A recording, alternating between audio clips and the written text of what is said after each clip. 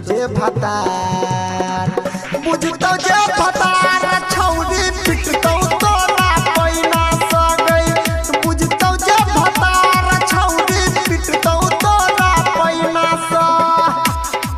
DJ Dayanand दिलदार सरस्वती स्थान कठरा दी toll.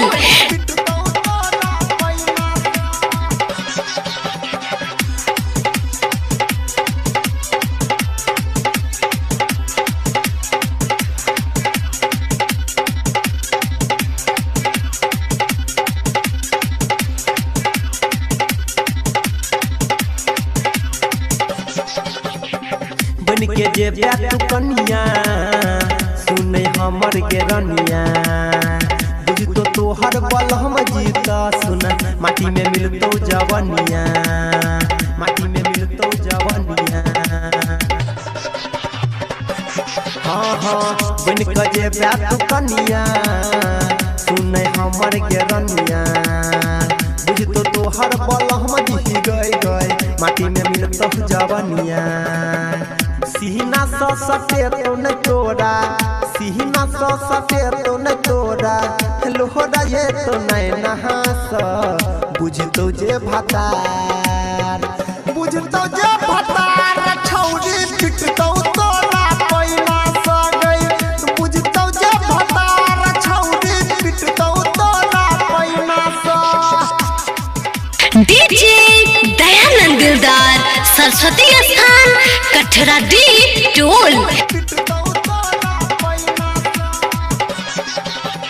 DJ Sumit सती डीजे सुमित सती डीजे सुमित रैमा अभी आप सुन रहे हैं तेनवाही से मां दुर्गा म्यूजिक की प्रस्तुति।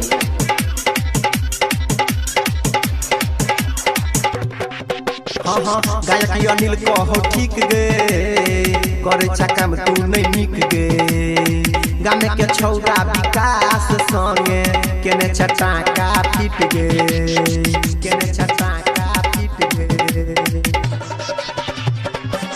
हाँ हाँ कहे छो अनिल ठीक गे करे छक्का में तू नहीं निक गे गामे के छौरा विकास संगे केने छटाका फिट गे।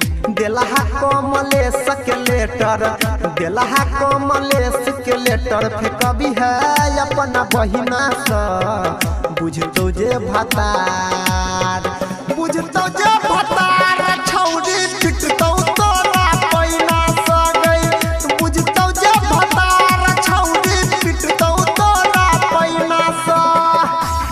खबरी नहीं हर में नाम छयार गए झूठे लागल छ प्यार के बुखार गए खबरी नहीं हर में नाम छयार गए झूठे लागल छ प्यार के बुखार गए। भोरे सुत उठ का गोरकी भोरे सुत उठ का गोरकी मुंह देखै छ आईना से बुझतो जे भतार बुझतो जे भतार